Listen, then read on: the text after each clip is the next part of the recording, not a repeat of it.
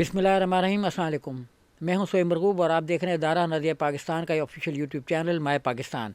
आज हम बात करेंगे इंडिया में हेट क्राइम पर, और इंडिया की एक रियासत ने जो हेट क्राइम को रोकने के लिए एक्टिविटीज़ की हैं उस पर सबसे ज़्यादा वावेला किसने किया। आप ये सुनकर हैरान रह जाएंगे कि वावेला किसने किया, और आपको तस्दीक होगी कि क्या में पाकिस्तान क्यों नागुज़ीर था, और अब इंडिया के अंदर बहुत से पाकिस्तान क्यों नागुज़ीर बन चुके हैं, इस पर हम बात करेंगे। तो मैंने अभी जो जिक्र किया कि एक रियासत में, वो रियासत है कर्नाटका। कर्नाटका में सिद्धरामैया के जो चीफ मिनिस्टर हैं, उन्होंने एक बिल पेश किया पिछले महीने में, और बिल का जो एक मेन मकसद ये था कि इंडिया में जो हेट क्राइम चल रहा है उसको किसी तरीके से कर्नाटका में रोका जाए। कर्नाटका में गुज़श्ता कुछ अरसे से, मतलब चंद हफ्तों से, तो एक बड़ी बहस चल रही थी। उन्होंने, उनके जो वज़ीर हैं, वज़ीर दाखिला ख़ास तौर पर, वो इंडिया के जो भारतीय जनता पार्टी के लीडर्स हैं उन पे बहुत बुरे तरीके से टॉन्ट कर रहे थे। मतलब हमारे लिए तो अच्छे तरीके से कर रहे थे, बुरे तरीके से मतलब बहुत उनके शिद्दत से उनके ख़िलाफ़ लगे हुए थे। और दोनों में टसल चल रही थी। टसल ये थी कि हेट क्राइम को रुकना चाहिए, और वो बार बार ये कह रहे थे कि गौ माता के बारे में उनके परसेप्शंस फ़र्क है, गोश्त खाने के बारे में उनके परसेप्शंस फ़र्क है। कर्नाटका में उनके अपने तहजीबी अक़दार हैं, वो कि हिंदू थोड़ी हैं प्योरली, सारे के सारे थोड़े से हिंदू भी होंगे वहाँ पे।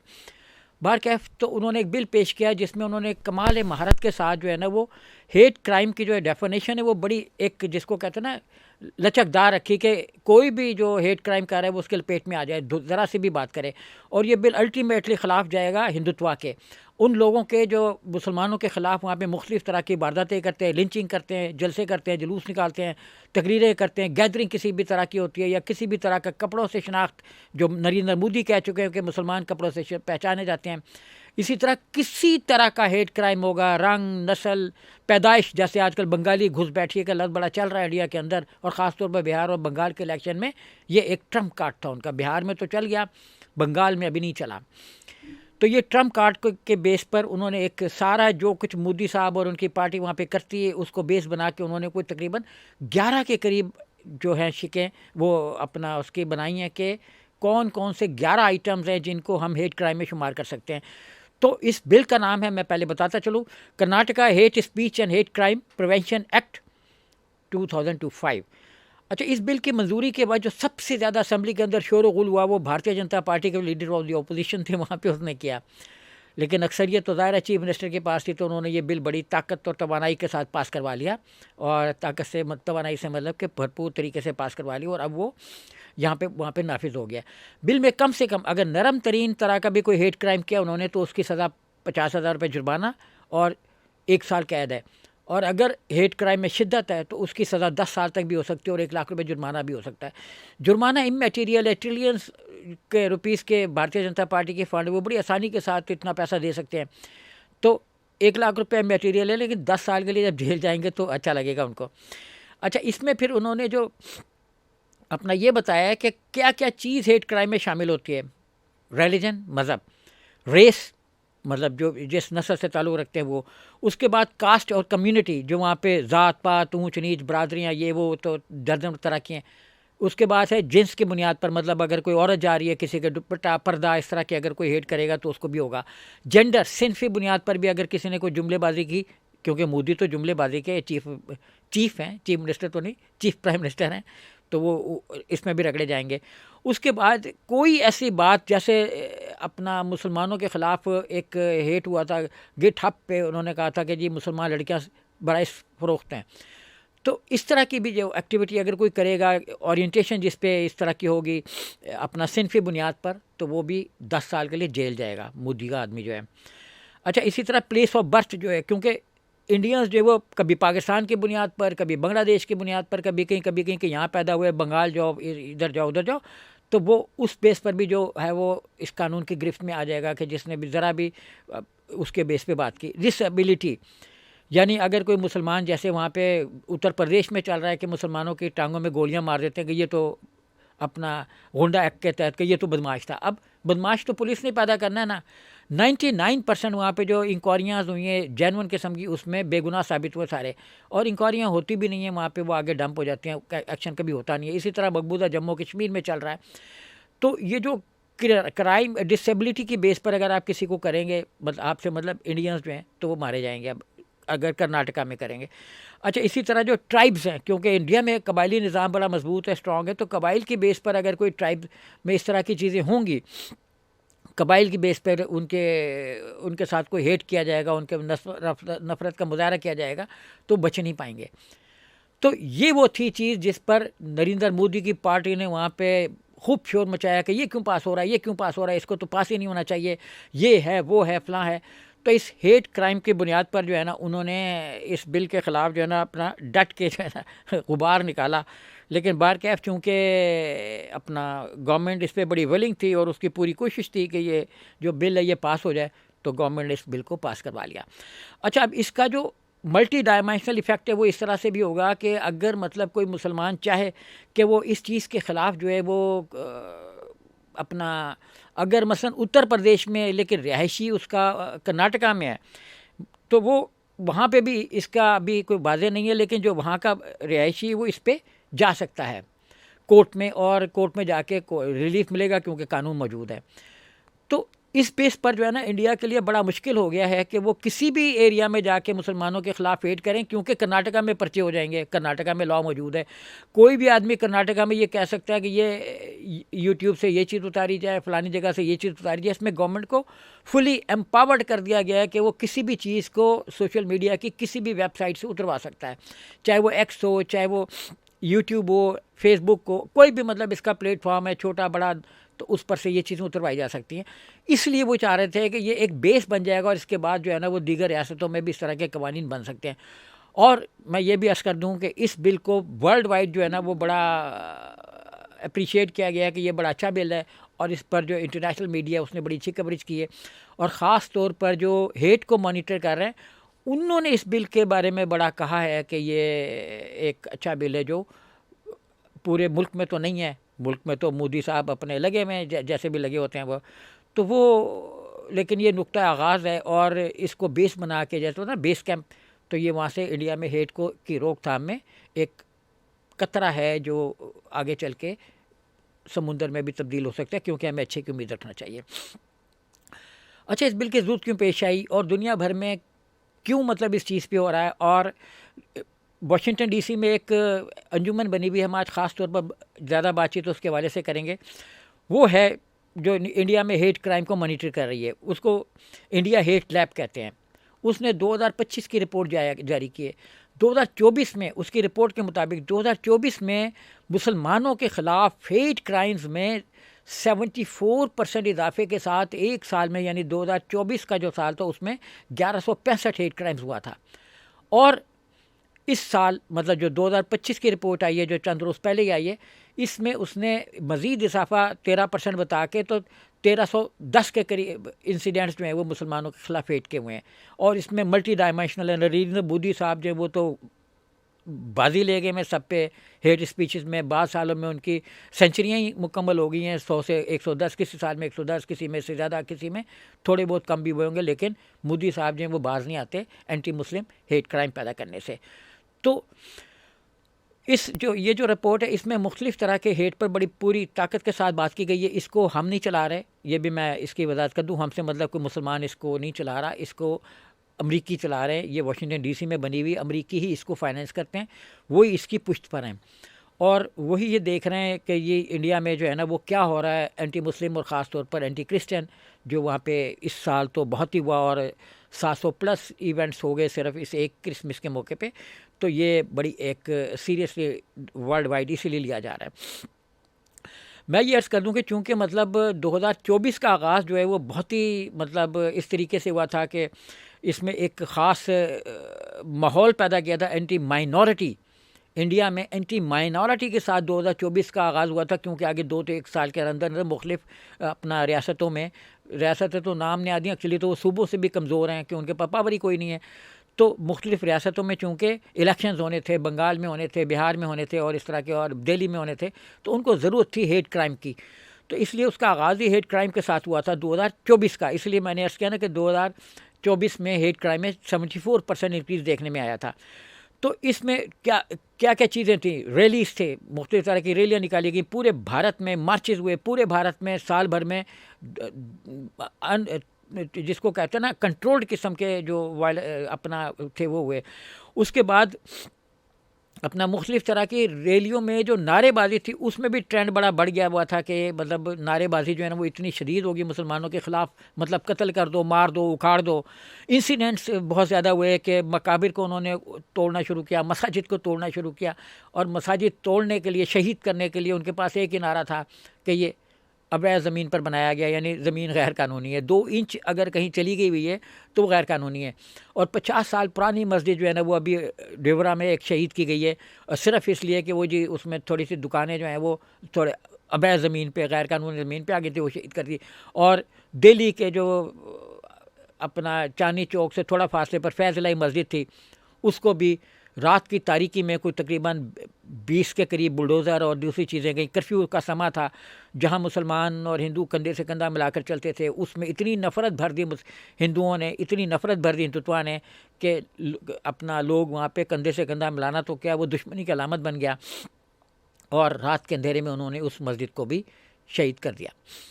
तो मसाजिद की शहादतें वहाँ पे बढ़ती चली जा रही हैं। तो इसको जो डॉक्यूमेंट किया है वो मतलब hate lab, India hate lab ने बड़ी तफसील के साथ डॉक्यूमेंट किया है कि इंडिया में इस तरह की चीज़ें कितनी होती रही हैं।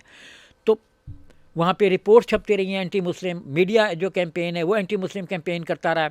उसके बाद जल से जुलूस निकलते रहे, इंक्रोचमेंट के बड़े नारे थे, बुलडोज़र जस्टिस रहा, यानी चीफ जस्टिस जो इंडिया का है वो तो बेचारा फैसले देने में बड़ी ताख़ीर कर देते हैं, कभी देते हैं कभी नहीं भी देते हैं। उनको तो प्रोटोकॉल नहीं मिला, जब वो वोट उठाने के बाद अपने गांव गए, अपने इलाके में गए, तो उनको प्रोटोकॉल भी नहीं मिला, ना एसपी आया, ना डीआईजी आया, ना आईजी आया, ना चीफ सेक्रेटरी आया।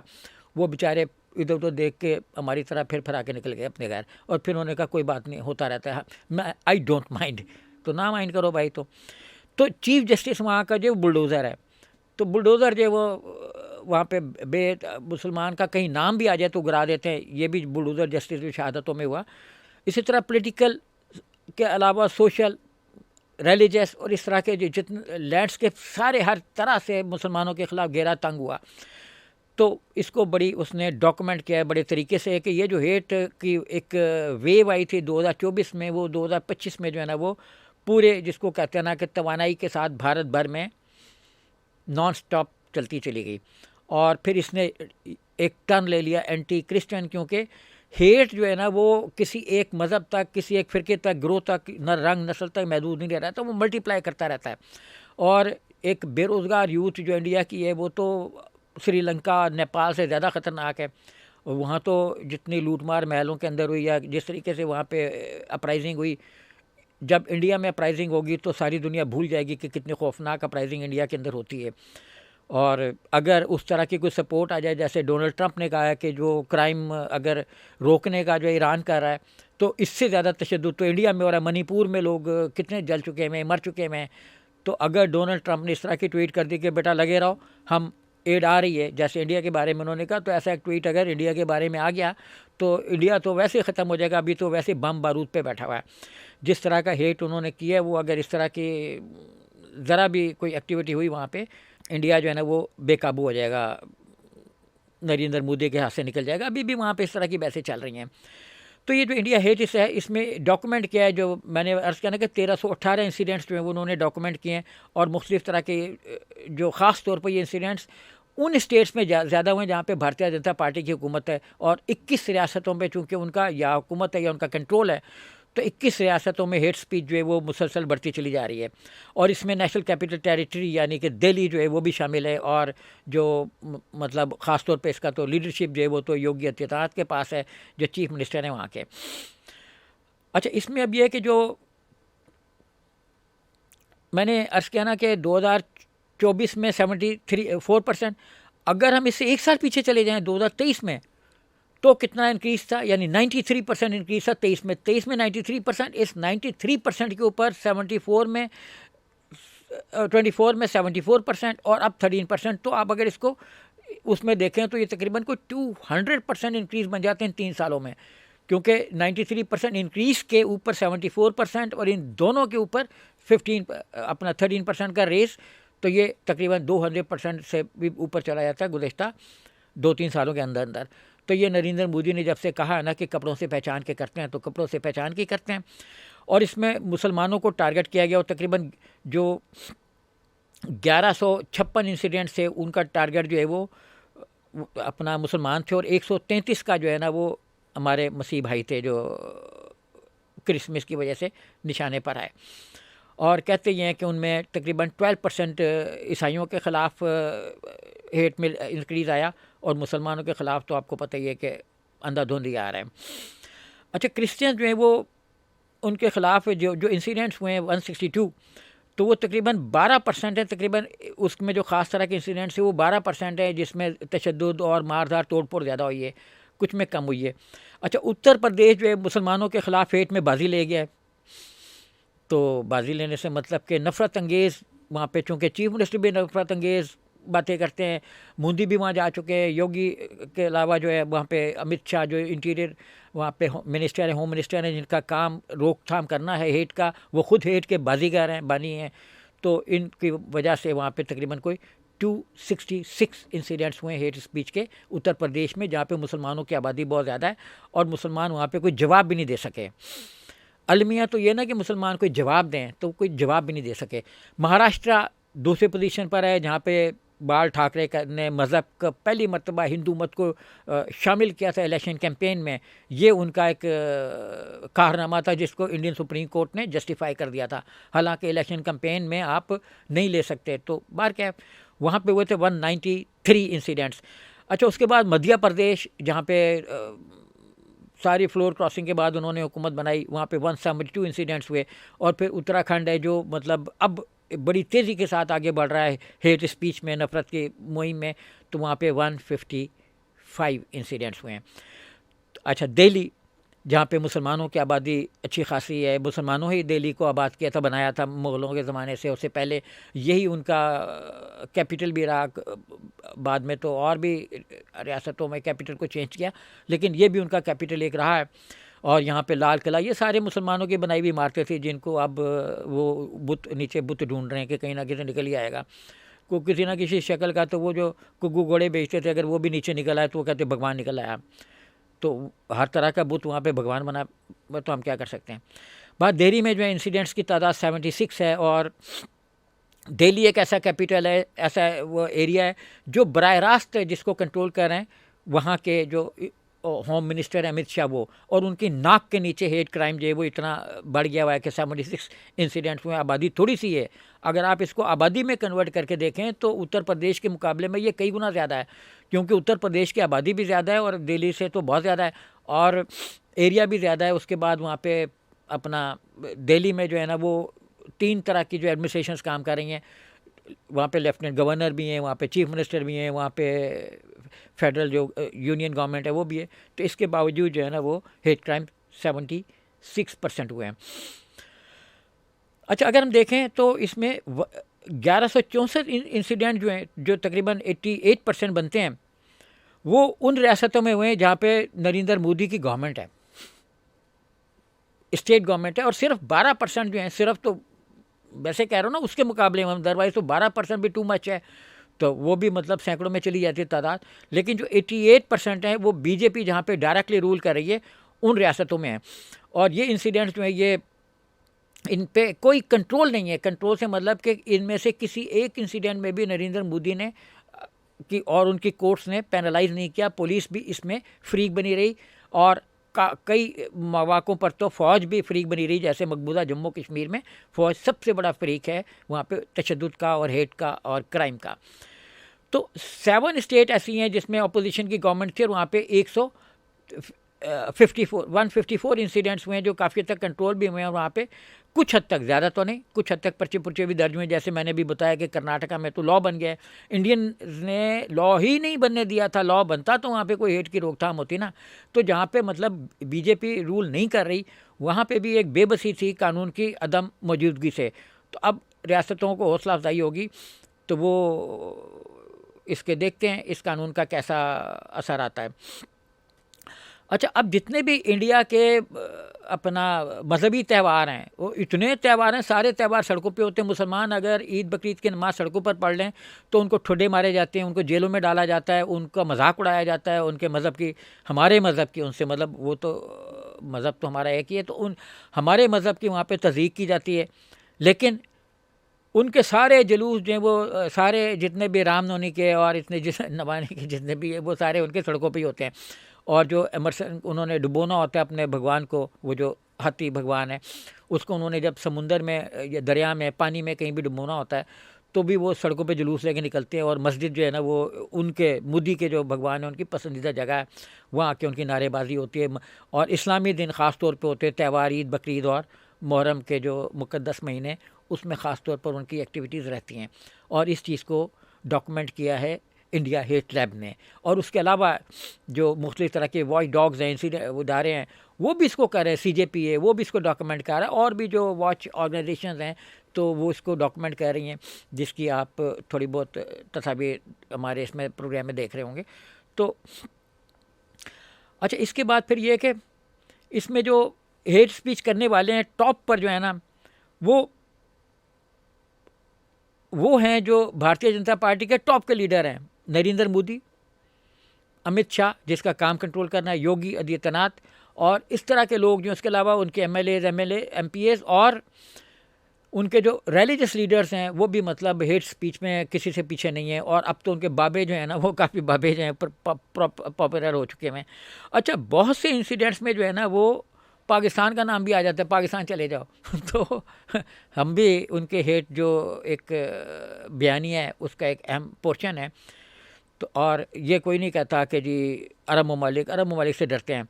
अभी अरब ममालिक अगर इसमें ज़रा सा भी खड़े हो जाएं तो हेट स्पीच इंडिया में ख़त्म हो जाए। क्योंकि इंडिया में आप देखें कि एक भी हिंदू पे कोई होता है, जैसे अभी बांग्लादेश में हुआ था एक इंसिडेंट, अगरचे बड़ा इस लिहाज से वो रद्द अमल था, जो कुछ उस बंदे ने किया था, एक बंदे को मार दिया था, उसके बाद जब उसकी लिंचिंग हो गई तो उस पर रद्द अमल हो गया। इंडिया में तो रोज़ लिंचिंग के चीज़ें उठ रही हैं।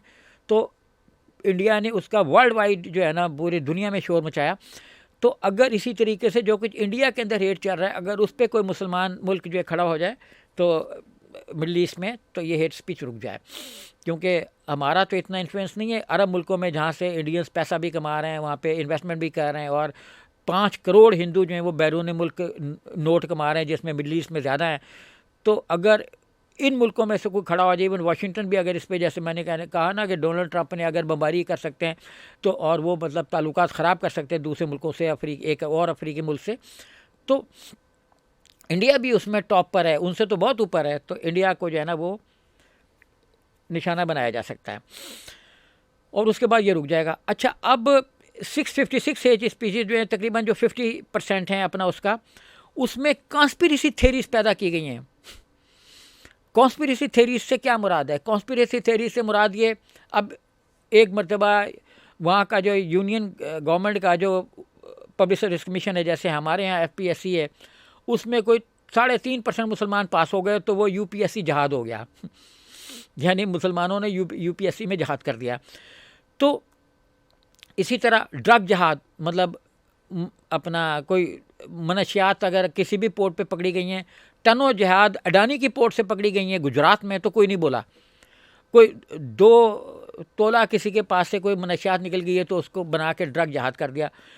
थूक जहाद बड़ा वहाँ पे रुसवा ज़माना आ रहा। पॉपुलेशन जहाद के जी इनकी आबादी बढ़ रही है, हालांकि अगर आप देखें तो मुसलमानों की आबादी इंडिया में घट रही है। इंडिया में आबादी के घटने की वजह हिंदू नहीं है बल्कि कबायली और वो स्टेट्स हैं जहाँ पे गैर उनकी हुकूमत है अपना भारतीय जनता पार्टी की, जिनमें केरला टॉप पर है। तो केरला वगैरह में चूँकि इतनी नहीं है तो केरला को फ़ंड भी कम मिल रहे हैं, सीटें भी कम मिल रही हैं, क्योंकि उनकी आबादी स्टैटिक होके तो दूसरों के मुकाबले में उस तरह नहीं बढ़ी, तो उनको कम सीटें मिली, दूसरों को ज़्यादा सीटें मिल गई जिन्होंने आबादी बढ़ा ली।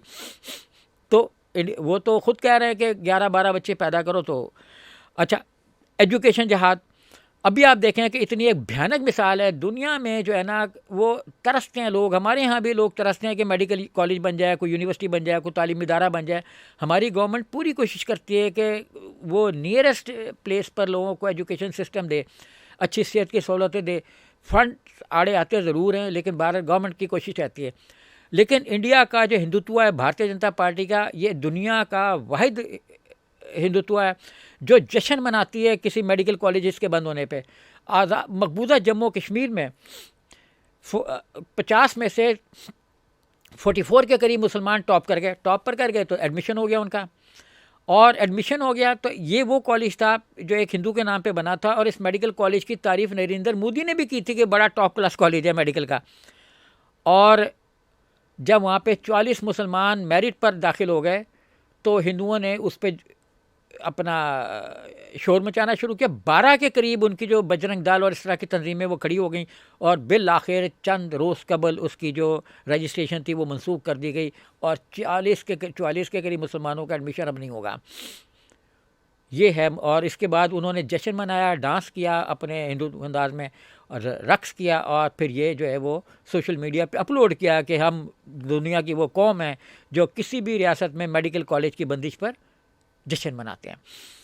तो इसके बाद एक और है जिसको लैंड जहाद कहते हैं, कि जी मुसलमान ज़मीनों पे कब्ज़ा कर रहे हैं, पैसे ले रहे हैं, पैसे कमा रहे हैं, तो ज़मीन भी ख़रीद रहे हैं। लैंड जहाद के नाम से एक बड़ा भयानक जहाद वहाँ पे हो रहा है, और इसीलिए जो है ना वो बड़ी तेज़ी के साथ वहाँ पे पॉपुलर हो रहा है बुलडोज़र, जो वहाँ का चीफ जस्टिस ऑफ इंडिया हम कह सकते हैं उसको। नाम बेचारे का तो बुलडोज़र, जो भी ब्रिटिश कंपनी के बुलडोज़र यूज़ हो रहे हैं तो वही हैं वहाँ पे वो। इसके बाद एक और बड़ा पॉपुलर था जिसके ख़िलाफ़ बहुत सी रियासतों में कवानीन बनेंगे, वो है लव जहाद, कि किसी हिंदू लड़की ने अगर किसी मुसलमान लड़के से शादी कर ली है, इस्लाम में तो अलाउ नहीं है, तो लेकिन अब ये तो हमारे भी शरीयत की खिलाफ वर्जी है। बार क्या अगर वहाँ पे कर लेता है तो वो लव जहाद हो गया और उसके ख़िलाफ़ पर्चे होते हैं। अब भी 2 साल बाद उन्होंने, एक लड़के ने शादी की वलीमा कर रहा था तो उसको वलीमे को उल्टा दिया, वहाँ पे लोग घुस गए, और 2 साल बाद डर के मारे कर रहा था उसको उन्होंने उल्टा के तो अपना घुस गए वहाँ पे। तो ये तो वहाँ पे बड़ा कॉमन हो गया है कि कहीं भी घुस सकते हैं वो। इसके बाद वोट जिहाद इंडिया के, अगर हम कैलकुलेट करें, हमने एक पिछले प्रोग्राम में भी बात की थी कि मुख्तलिफ रियासतों में कोई 8 करोड़ के करीब लोग जो है ना वो फ्रेंचाइज हो चुके हैं। और वोट जिहाद एक ऐसा है कि वो तो जी घुस बैठिए आ गए, फलां आ गए, और अब पूरे जो SIR है उसमें अभी तक जो है वो किसी अपना घुस बैठिए की निशानदेही नहीं हो सकी। और 2 तरह की, अभी मैं ये अर्ज़ करता चाह रहा हूँ कि उत्तर प्रदेश में 2 तरह की वोटर लिस्टें मौजूद हैं। एक जो उनके छोटे इलेक्शन है मकामी, उसके लिए वोटर लिस्टों में जो लोग मौजूद हैं वो जो उनकी रियासती असम्बली के इलेक्शन होने हैं या उनके लोकसभा के इलेक्शन होने, उसके लिए नहीं है। मतलब जो वोटर उनके इलाकाई असम्बलियों में वोटर हैं, वही वोटर उनके अपना लोकसभा या जो मकामी असम्बली है उसमें वोटर नहीं है, उसमें वो घुस बैठी हैं, और इनकी तादाद जो है वो 70-80 लाख के करीब है। तो ये भी एक फ़राने में। और ये चीज़ जब गई है अपना सुप्रीम कोर्ट में, हाई कोर्ट में, तो अदालतें जो है वो आपको पता है ये शायरी फरमाती हैं, वो कहती है बड़ा गलत हुआ है, हम तो ये है वो फलाना है, और आगे करते कुछ भी नहीं है, तो शायरी फरमा के। तो अभी ये मामला जो है ना ये अभी कोर्ट में नहीं गया है, लेकिन जाएगा, और जाने के बाद जो है ना वो वही होगा जो महमूद पराचा कहते हैं कि इंडिया की अदालतों में मुसलमानों के मामले को ले जाने का मतलब ये है कि आप वहाँ से उस पर अदालत की तरफ से मोहर तस्दीक लगवा कर बाहर आ जाएँ। तो वोट जिहाद जो है वो इस वक्त जो है ना वो बिल्कुल अपना उरूज पर है। बिहार से इसने टेक ऑफ किया है, उत्तर प्रदेश और बंगाल में ये उरूज पर है वोट जिहाद जो है। अच्छा, 308 के करीब इंसिडेंट्स हैं जो टोटल इंसिडेंट्स का 23% बनते हैं, वो हैं कि मुसलमानों के ख़िलाफ़ वायलेंस किया जाए, यानी तलवारें निकालो। अभी हमने एक पिछले प्रोग्राम में डिस्कस किया था कि एक ऑर्गेनाइजेशन है वहाँ पे सेना बनी हुई है ना, तो पिंकी चौधरी एक सेना के हेड है, उन्होंने मुसलमानों के ख़िलाफ़ कहा कि तलवारें तकसीम की, 150 के करीब 250 के करीब तकसीम करनी थी, 150 की के मतलब अरेस्ट तो नहीं हुआ, अभी तो भागे में है, क्योंकि इंडिया में मुसलमान पुलिस के काबू 8 मिनट में आ जाते हैं, लेकिन इंडिया में जो है ना वो नहीं आते, हिंदू जो हैं वो नहीं आते, तो वो भागे में अभी भी। और उस पे जो है ना वो यति उनका जो एक बड़ा नरसिंह नंद है जो कहता है कि मुसलमानों को मार दो, तो उसने उसको सपोर्ट किया। वो कहता है कि अगर किसी ने इसको गिरफ़्तार करने की कोशिश की तो हम उसके ख़िलाफ़ खड़े हो जाएंगे। यानी हिंदुत्व जो है ना पूरी फोर्स के साथ तलवारें और दरांतियाँ और कुल्हाड़े तकसीम करने वालों की पुष्ट पर खड़ा है। अफसोस तो इस बात का है कि मुकदमे दर्ज नहीं होते। अभी एक जगह जो मुकदमे दर्ज होने की बात हुई है, लोग कर रहे हैं। अच्छा, 120 इंसिडेंट्स जो हैं वो मुसलमानों के समाजी सोशल बाइकआउट के हुए हैं कि इनसे कोई चीज़ ना ख़रीदी जाए, ना इनको घर दिया जाए। बेशुमार लोगों आबादियों से इनको निकाला भी जा रहा है, मुसलमानों को इनसे, मतलब जो वहाँ रह रहे हैं। और महाराष्ट्र के जो होम मिनिस्टर हैं नीतीश राणे, उन्होंने मतलब यहाँ तक कहा है कि वो टॉप 5 एक्टर्स में शामिल हैं, जिसको मतलब US हेट लैब ने कहा है कि ये टॉपर हैं, ये हेट के टॉपर हैं, जो वायलेंस को इंसाइट कर रहे हैं, कि वायलेंस को फैला रहे हैं मुसलमानों के खिलाफ, वो इसमें टॉप पर हैं। अच्छा, इसी तरह जो है ना महाराष्ट्र में जो है ना वो भी वायलेंस के लिए जो है ना वो मुसलमानों के खिलाफ वायलेंस किया जाए, वो महाराष्ट्र में जो है ना वो 64 थे 2024 में, और 2025 में जो है ना वो 193 इंसिडेंट्स हो गए हैं। अब ये कोई थोड़ा फिगर तो नहीं है, यानी 193 इंसिडेंट्स में सिर्फ महाराष्ट्र में ये कहा गया कि मुसलमानों के ख़िलाफ़ तलवारें निकाल लो, और एक पे भी पर्चा दर्ज नहीं हुआ। अच्छा, 276 इंसिडेंट्स ऐसे हैं जिसमें लोग जो है ना वो ये कह रहे हैं कि मुसलमानों की इबादत गाहों को गिरा दिया जाए, और गिरा भी दी गई हैं। जैसा कि मैंने कहा कि शहीद कर दिए गए दरबार, मकाबिर, ये रोज़ ही वो कुलाड़ों से, ठुड्डों से, अफसोस की बात है, कब्रिस्तानों को मिटा रहे हैं, कब्रिस्तानों की ज़मीनों को अवैध यानी इलीगल करार दे रहे हैं। एक छोटा सा पोर्शन भी अगर इलीगल है तो वो उसको कहते हैं कि इलीगल है। जैसे शाह दरगाह है उत्तर प्रदेश में, इसी तरह अजमेर शरीफ इतनी मुक़द्दस दरगाह है, उसको भी बाज़ उठते हैं, और कई केसेस चल रहे हैं कि ये भी जो है ना ये गैर कानूनी, यहाँ भी मंदिर होता था। और अब तो बल्कि जो मोहन भागवत हैं उन्होंने भी ये कह दिया हुआ है, जिनको जी सिक्योरिटी हासिल है बग़ैर किसी वजह के, कि वो ना उनके ऑर्गेनाइजेशन रजिस्टर्ड है, ना वो कोई स्टेट के अपरेटस में कहीं शामिल हैं, तो उनको नरेंद्र मोदी के बराबर सिक्योरिटी हासिल है, और उन्होंने भी कह दिया कि हिंदुस्तान हिंदू राष्ट्र है। अच्छा, विश्व हिंदू परिषद, बजरंग दल, ये टॉपर हैं हेट फैलाने में, नफ़रत फैलाने में, मारपीट में, तशद्दुद में, दरबारों को और मज़ारों को शहीद करने में। तो इन्होंने जो है ना वो 22% इंसिडेंट्स किए हैं, तकरीबन 289 जो है ना हेट स्पीच इनकी हैं। उत्तराखंड के चीफ मिनिस्टर हैं पुष्कर सिंह धामी, तो उन्होंने भी मतलब बार बार ये कहा है कि मुसलमानों को मार दो, फलाना कर दो, ये कर दो, वो कर दो। वो भी मतलब टॉपर्स में हैं, जो 2025 में उन्होंने 71 स्पीचेस में मुसलमानों के ख़िलाफ़ जो है वो बेड़ा उठाया है बोलने छोलने का। और जो हिंदू अपना ये संत टाइप हैं, तो योगी संत ये वो, इन्होंने भी अपनी हेट स्पीचेस में इजाफा किया है, वो तकरीबन 27% इजाफा हुआ है, और 27% इजाफे के साथ 124 इंसिडेंट्स में है ना उन्होंने ऐसे किए हैं जिसमें मुसलमानों को मारने, कत्ल करने की बातें हुई हैं। आप देखें कि अगर हिंदू धर्म में अमन है, तो ये जो उनके मॉन्क्स हैं, अपना उनके जो बाबे हैं, उनके मजहबी पेशवा हैं, वो क्यों मतलब दर्श दे रहे हैं, वो ये क्यों कह रहे हैं कि अगर आपके इलाके में कोई अननोन आदमी आ जाए तो वो ज़िंदा वापस ना आ जाए, यही परंपरा है। परंपरा से मतलब यही रवायत है उनकी। तो ये कोई मुसलमान, अजनबी, ईसाई वापस आ जाए, ये स्पीच उन्होंने मुसलमानों ईसाइयों दोनों के रेफरेंस में की थी क्रिसमस से थोड़ा पहले। अच्छा, इसी तरह जो वीडियोज़ हैं वो बेतहाशा अपलोड हो रही हैं, और तकरीबन कोई उन्होंने जो हेट स्पीच हेट लैब ने आइडेंटिफाई किया है 78 हैं, जो मतलब जिनमें मुसलमानों को मारने की मतलब कुचलने की जो है ना वो वीडियोज़ में ये बात की गई है। और इसमें से यूट्यूब पर भी हैं, कुछ यूट्यूब पर हैं, कुछ फेसबुक पर हैं। फेसबुक पर ज़्यादा है 942, फेसबुक पर हैं। यूट्यूब पर ज़रा कम है 246 हैं, क्योंकि यूट्यूब कभी कभी उतार भी देता होता है। इंस्टाग्राम पे जो है ना वो 67 है, और एक्स पर जो 23 हैं, जिसमें इंसाइट किया गया है हेट को। अगर हम इंसाइट करेंगे, या हमसे मतलब कोई मुसलमान इंसाइट करता है, तो इंसाइट क्या, वो अगर छोटा सा भी डाल देता है कि फ़लानी जगह पे हेट हुआ है, उसकी निशानदेही कर देता है, तो वो भी जेल चला जाता है कि वो उसने हेट को किया है। तो लेकिन हिंदू जो है ना वो अगर ऐसा कुछ कर दे तो उसकी कोई पूछगिछ नहीं है। अच्छा, काश्तकारी में जब खाद का मसला आता है तो मुसलमानों के ख़िलाफ़ काश्तकारी में भी आते हैं, वो जी खाद जहादकार है, अगर वो लाइनों में लग के उन्होंने आधी बोरी खाद के ले ली है तो खाद जहाज शुरू हो जाता है। अच्छा, इसके नाम पर भी मुख्तलिफ जो उनके संत और योगी हैं और कारसेविक हैं वो कर रहे हैं। इसी तरह मज़ार जहाज, जैसा मैंने कहा ना कि मुख्तलिफ मज़ार, तो मज़ारों को भी जहाज में कन्वर्ट करके हलाल जहाज। अच्छा, इंडिया में मुख्तलिफ जो हलाल फूड है उस पर पाबंदी लगाने की बातें हो रही हैं। तो मैंने जो अभी अर्ज़ किया वो यही था। हमने अदाद शुमार दिए हैं जिसमें टॉपर्स जो हैं वो स्टेट्स हैं जिसमें 21 रियासतें जिसमें भारतीय जनता पार्टी जो है वो रूल कर रही है, और जो रूल नहीं करी जहाँ पे भारतीय जनता पार्टी, वहाँ पे कर्नाटका में सिद्धरामैया ने एक लॉ दे दिया है, और हम उम्मीद करते हैं कि इस तरह के लॉज जो हैं वो सारे हिंदुस्तान में नाफिज होंगे, और नरेंद्र मोदी भी कोई गैरत खा लेंगे कि वो इससे बचेंगे कि जो कुछ दुनिया भर में उनके ख़िलाफ़ हो रहा है। मैं ये भी अर्ज़ कर दूँ कि ये दुनिया भर में ज़ाया नहीं जा रहा, क्योंकि इस वक्त इंडियंस जो हैं वो वर्ल्ड वाइड हेट का शिकार हो रहे हैं। जो हेट वो मुसलमानों के ख़िलाफ़ पैदा कर रहे थे वो अल्टीमेटली कन्वर्ट हो गया हिंदुज़म के ख़िलाफ़। तो अगले प्रोग्राम तक मुझे इजाज़त दीजिए। देखते रहिए नज़रिया पाकिस्तान के यूट्यूब चैनल्स। शुक्रिया।